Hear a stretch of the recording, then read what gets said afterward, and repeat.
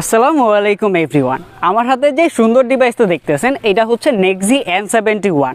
আপনাদের হয়তো মনে আছে ওয়ালটনের যে নেক্সজি N70 ছিল এটা হচ্ছে সেইটারই বড় পাই। এটা দেখতে সুন্দর না? অ্যান্ড এইটার পিছনে কিন্তু 52 মেগাপিক্সেলের মেইন সেন্সর ব্যবহার করা হয়েছে। এইটার পাশাপাশি এইটাতে কিন্তু আপনারা হচ্ছে 9GB র্যাম পাচ্ছেন।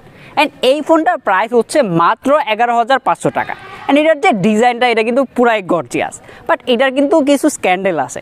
তো এই ফোনটা হচ্ছে 11,500 টাকায় আপনাদের জন্য কেমন হবে, ভালো খারাপ, ইভেন যে খারাপ দিকগুলো আছে সেগুলো হচ্ছে সুন্দর করে বুঝিয়ে দিব।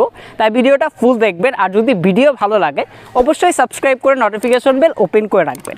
আর এই ফোনটি আমাদেরকে স্পন্সর করেছে সিমিন টেলিকম। তাদের শপের অ্যাড্রেস হচ্ছে জয়দেবপুর বাস স্ট্যান্ড, অ্যান্ড তাদের কাছে আপনারা ওয়ালটন সহ সকল ব্র্যান্ডের স্মার্টফোন পেয়ে যাবেন। আর যদি আমার চ্যানেলে সাবস্ক্রাইবার হয়ে থাকেন তাহলে আলাদা করে স্পেশাল গিফট এন্ড ডিসকাউন্ট পেয়ে যাবেন। দেখেন ভাই, এইটা সত্যি যে ওয়ালটন এখানে অনেকটা ভালো কাজ করেছে। তাদের যে আগের N70 ছিল সেটার থেকে ডিজাইনে এইখানে অনেকটা পরিবর্তন করা হয়েছে।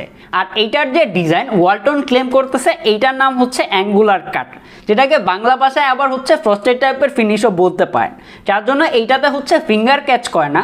আর এইটার উপরে হচ্ছে ছোট ছোট বালুর কণার মতো কোটিং করা হয়েছে, যার জন্য এইটা ধরে হচ্ছে অনেকটা প্রিমিয়াম ফিল দেয়। আর এটা হচ্ছে আলোতে গেলে রিফ্লেক্ট করে। আর এই ফোনটার ডিজাইনের সব থেকে ভালো লাগার অংশ হচ্ছে এর ক্যামেরা মডিউল।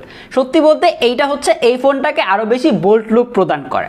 আর এর সাইডে ব্যবহার করা হয়েছে সাইড মাউন্টেড ফিঙ্গারপ্রিন্ট, যেটা যথেষ্ট ফাস্ট অ্যান্ড অ্যাকুরেট, কোনো রকম মিসম্যাচ খেয়াল করে নাই। তবে এই ফোনটা আমার কাছে কিছুটা বাল্কি মনে হয়েছে, কেননা এইটার থিকনেস হচ্ছে 9.15 মিলিমিটার আর এর ওয়েট হচ্ছে 202 গ্রাম।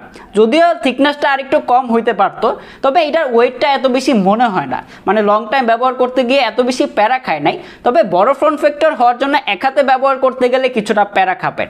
আর এর সাইডে ব্যবহার করা হয়েছে ফ্ল্যাট ফ্রেম ডিজাইন। তবে ভালো ব্যাপার হচ্ছে যে এর কর্নারগুলো এত বেশি এজি না, যার জন্য হাতে ধরে কমফোর্টেবল ফিল হয়। আর এখানে আপনারা সিঙ্গেল স্পিকার পেয়ে যাচ্ছেন, যেটার সাউন্ড কোয়ালিটি ঠিকঠাকই আছে। তবে যখন ফুল সাউন্ডে গান শুনবেন তখন হচ্ছে কিছুটা ডিস্টরশন খেয়াল করবেন। অ্যান্ড এখানে দুইটি সিমের পাশাপাশি মেমোরি এক্সপ্যান্ড করতে পারবেন আপ টু 256 GB পর্যন্ত। অ্যান্ড এখানে হচ্ছে যে 3.5 মিলিমিটার হেডফোন জ্যাক অ্যাভেলেবেল আছে।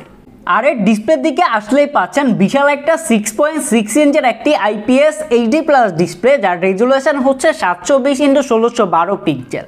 আর এর পিপিআই হচ্ছে 269 পিপিআই। অ্যান্ড এখানে একটা বিশেপের নচ ডিসপ্লে ব্যবহার করা হয়েছে। ডিসপ্লেটা ঠিকঠাকই ছিল, যথেষ্ট ব্রাইট অ্যান্ড কালারফুল, কোনো রকম কালার শিফটিং খেয়াল করে নাই। তবে যখন ভিডিও দেখতেছিলাম খুব কাছে থেকে দেখলে হচ্ছে শার্পনেসের ঘাটতি ফিল করবেন HD+ হওয়ার জন্য। বাট যারা হচ্ছে ফার্স্ট টাইম একটা স্মার্টফোনে শিফট করতেছেন তাদের এইটা নিয়ে তেমন কোনো রকম প্রবলেম হবে না। তবে এখানে ওয়ালটন হচ্ছে পুষিয়ে দেওয়ার চেষ্টা করছে। এইটাতে ব্যবহার করা হয়েছে 90 হার্জের হাই রিফ্রেশ রেট, যার জন্য day to day multitasking, social media browsing যখন করতেছিলাম তেমন কোনো রকম লেটেন্সি খেয়াল করে নাই। অ্যান্ড এইটার যে 90 হার্জটা ভালোভাবেই টানতে পারতেছিল। তবে এইটার যে চিন অ্যান্ড বেজেল, লোয়ার চিনটা আমার কাছে একটু বেশি মনে হয়েছে। এইটা যদি আর একটু ন্যারো রাখা হইতো দেখতে ভালো লাগতো। অ্যান্ড বিং অ্যাঙ্গেল ভালো ছিল, তেমন কোনো রকম নেগেটিভিটি খেয়াল করে নাই। তবে এটার প্রোটেকশন হিসেবে কি থাকছে তা জানতে পারি নাই, যার জন্য অবশ্যই আলাদা করে একটি স্ক্রিন প্রোটেক্টর লাগিয়ে রাখবেন।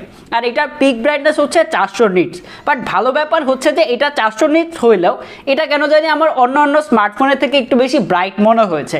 কেননা আমি যখন এইটা দিয়ে ভিডিও করতেছিলাম বেশিরভাগ সময় হচ্ছে যে আমার ভিডিও করতে গেলে অ্যাটলিস্ট হচ্ছে 50% ব্রাইটনেস করে রাখতে হয়। বাট এটা হচ্ছে 30, ইভেন হচ্ছে যে 28 এরকম করে রাখতে হয়েছে।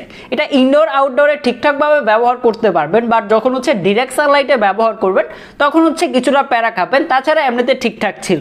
এই ফোনটির রেয়ারে থাকছে ডুয়াল ক্যামেরা সেটআপ, যার মেইন ক্যামেরাটি হচ্ছে 52 মেগাপিক্সেল, যেটা হচ্ছে UHD মোড হিসেবে কাজ করে। আরেকটা হচ্ছে 2 মেগাপিক্সেলের ডেপথ সেন্সর। আর এর ফ্রন্টে আসলে পাচ্ছেন 5 মেগাপিক্সেলের সেলফি ক্যামেরা। অ্যান্ড এইটা দিয়ে আপনারা 1080p 30 fps এ ভিডিও রেকর্ড করতে পারবেন। তো এইটা তোলা ছবিগুলো কেমন ছিল দিয়ে দিলাম, আপনারা দেখে কমেন্ট করে জানাবেন কেমন লেগেছে।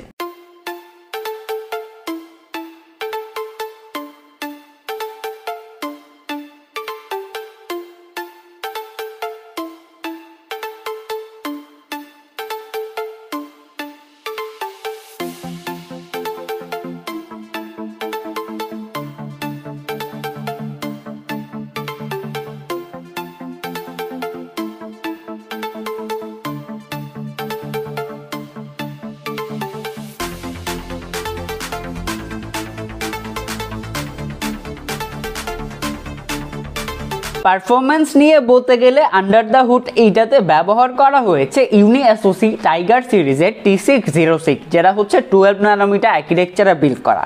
আর এইটাতে আপনারা র্যাম রোম ভেরিয়েন্টে পাচ্ছেন 9GB RAM and 64GB internal storage.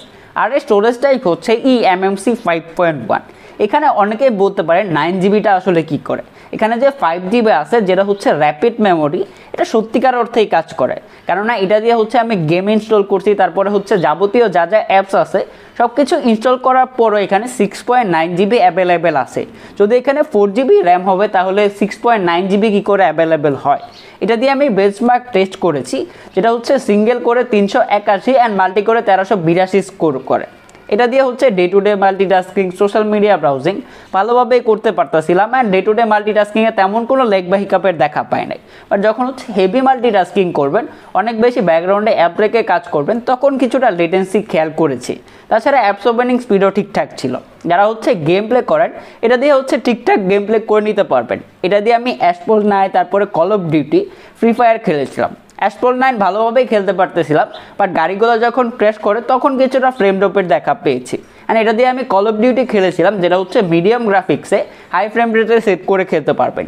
Game play ভালো ছিল, বাট অনেকক্ষণ খেলার পরে টুকটাক ল্যাগ বা হিকাপের দেখা পেয়েছি। তাছাড়া প্রাইস পয়েন্ট অনুযায়ী এটা যে গেম প্লে দিচ্ছে সেটা আমার কাছে ঠিকঠাকই মনে হয়েছে, এইটা নিয়ে কমপ্লেন করার কিছু নাই। যারা আসলে ফ্রি ফায়ার খেলেন তাদের জন্য এটা একটা বেস্ট অপশন হইতে পারে এই প্রাইস পয়েন্টে। আর এর অপারেটিং সিস্টেমে থাকছে Android 13, যার উপরে হচ্ছে কাস্টম স্ক্রিন ব্যবহার করা হয়েছে। এইটা একেবারে পিওর স্টক অ্যান্ড্রয়েডের মতোই। এখানে প্রি ইনস্টল কোনো রকম অ্যাপের দেখা পায় নাই। অ্যান্ড এটার জন্য হচ্ছে day to day multitasking, social media browsing যখন করতেছিলাম তখন অ্যাডটেডের প্যারাতে পড়ে নাই। আর এটা দিয়ে হচ্ছে ডে টু ডে মাল্টিটাস্কিং এ কোনো রকম ল্যাগ বা হিকাপের দেখা পায় নাই। আর এটার যে সফটওয়্যার আপডেট, এইটা নিয়ে হচ্ছে ক্লিয়ার বলতে পারতাছি না। তারপরে ভালো ব্যাপার যে এইটা দিয়ে হচ্ছে যে কোনো রকম বাগবালদুকের দেখা পায় নাই। বর্তমান সময়ে যেখানে সবাই হচ্ছে যে 5000 mAh ব্যাটারি দিতেছে, ওয়ালটন এখানে দিয়েছে 5050 mAh ব্যাটারি। যদি এর ব্যাটারি ব্যাকআপ নিয়ে বলতে হয় তাহলে যারা মডারেট ইউজার আছেন, day to day multitasking, social media browsing করেন, আপনারা যদি রেগুলার 60 Hz ব্যবহার করেন তাহলে হচ্ছে একদিনের উপরে ব্যাটারি ব্যাকআপ পেয়ে যাবেন। বাট যারা হচ্ছে যে 90 Hz ব্যবহার করেন, একটু বেশি ফোন ব্যবহার করেন, গেম প্লে করেন, তারা হচ্ছে যে 8 ঘন্টা 7.5 ঘন্টার মতো স্ক্রিন অন টাইম পেয়ে যাবেন। অ্যান্ড এর বক্সে দেওয়া হয়েছে 10 ওয়াটের একটা চার্জার, যেটা দিয়ে এই ফোনটা 0 to 100% ফুল চার্জ হইতে 2 ঘন্টা 40 মিনিটের মতো সময় নেয়। তো সবশেষে যদি এই ফোনটির ভালো খারাপ নিয়ে আলোচনা করতে হয় তাহলে প্রথমে ভালো দিকগুলাই বলি। এইটার যে ডিজাইন আগের বারের N70 থেকে এইখানে অনেকটা ইমপ্রুভ করা হয়েছে। অ্যান্ড ডিসপ্লে পার্টে হচ্ছে ব্রাইটনেস কম হলেও এইটার ডিসপ্লেটা অনেকটা ব্রাইট, যেটা নিয়ে কারো কোনো প্রবলেম হবে না। ক্যামেরা পার্ট নিয়ে একটু পরে বলতেছি। অ্যান্ড এটা যে পারফরমেন্স ডেলিভার করে এটা হচ্ছে প্রাইস পয়েন্ট অনুযায়ী সবার জন্যই বেস্ট হবে। অ্যান্ড ব্যাটারি ব্যাকআপ ভালো ছিল। তো এখন যদি খারাপ নিয়ে বলতে হয়, এইটার যে থিকনেস এটা আর একটু কম রাখা যাইতো। এটা আর একটু থিন হইলে ধরে আর একটু বেশি কমফোর্টেবল ফিল হইতো। অ্যান্ড এখানে হচ্ছে পাঞ্চল হইলে দেখতে আর একটু বেশি ভালো লাগতো। তবে এইটার যে ক্যামেরা, এইটা হচ্ছে অনেকের কাছে ভালো লাগবে না, কেননা এইটা হচ্ছে একেবারে ন্যাচারাল কালার প্রডিউসড করে। তাছাড়া পারফরমেন্স পার্ট নিয়ে বলেছি, তবে এখানে হচ্ছে যে 4128 হইলে আরেকটু বেশি ভালো হইতো 464 থেকে। অ্যান্ড ব্যাটারি ব্যাকআপ ঠিকঠাকই ছিল, তবে এখানে 10 ওয়াটের জায়গায় যদি 18 ওয়াটের একটা ফাস্ট চার্জার দেওয়া হতো তাহলে একেবারে সোনায় সোহাগা হইতো।